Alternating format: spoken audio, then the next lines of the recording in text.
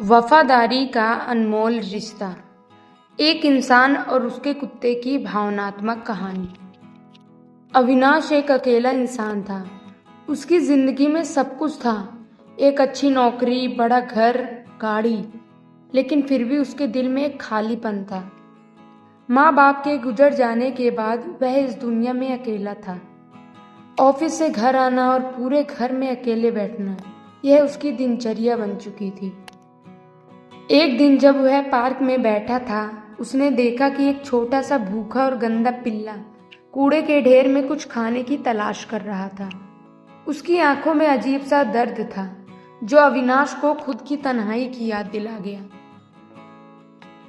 अविनाश ने बिना कुछ सोचे पिल्ले को अपनी गोद में उठा लिया और अपने घर ले आया। उसने प्यार से उसे नहलाया, खाना खिलाया और एक नरम बिस्तर दिया।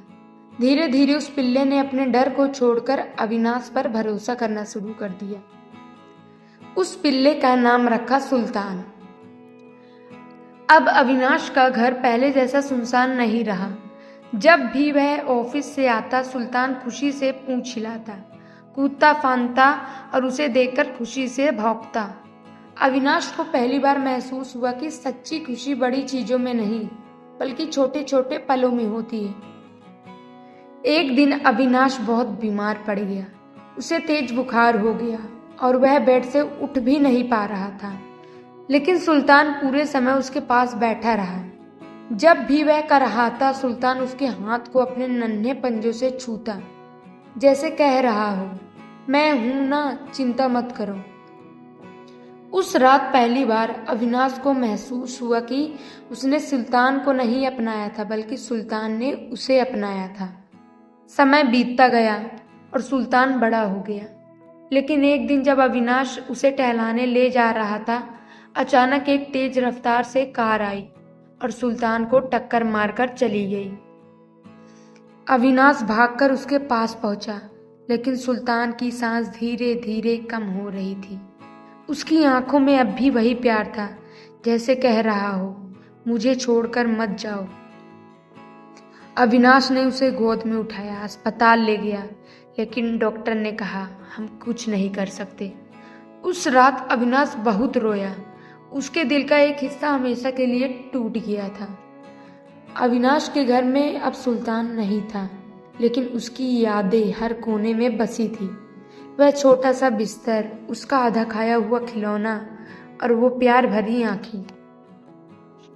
कुछ महीनों बाद जब वह फिर से उसी पार्क में बैठा था, उसने देखा एक पिल्ला कूड़े में कुछ ढूंढ रहा था।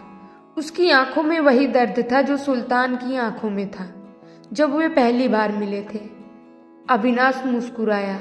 उसने पिल्ले को गोद उठाया और कहा, आओ घर चलते हैं। क्योंकि सच्चा प्यार कभी खत्म नहीं होता, बस वह एक रूप से दूसरे रूप में बदल जाता है। अविनाश ने उसे नए पिल्ले को अपने घर ले आया और उसे शेरू नाम दिया। शेरू नटखट था, हमेशा इधर उधर भागता, चीजें चबाता और अपने छोटे छोटे पंजे से अविनाश को परेशान करता। लेकिन अविनाश को यह सब अच्छा लगता था। शेरू के आने से घर में फिर से रौनक लौट आई। लेकिन अविनाश अब भी कभी कभी सुल्तान को याद करके उदास हो जाता। एक दिन वह शेरू के साथ सुल्तान की कब्र पर गया और वहां बैठकर बोला, सुल्तान देखो, अब तुम्हारी जगह कोई और आ गया है, लेकिन तुम हमेशा मेरे दिल में रहोगे। शेरू अविनाश की गोद में चढ़ गया और अपना छोटा सा सिर उसके कंधे पर रख दिया, जैसे कह रहा हो, मैं हूं ना, अब आपको अकेला नहीं रहने दूंगा। समय बीतता गया, शेरू बड़ा हो गया और अविनाश का सबसे अच्छा दोस्त बन चुका था। हर सुबह दोनों टहलने जाते, शाम को पार्क में खेलते और रात को शेरू अपने छोटे से बिस्तर पर सोने से पहले अविनाश को देखकर पूंछ हिलाता, जैसे कह रहा हो, आज का दिन बहुत अच्छा था।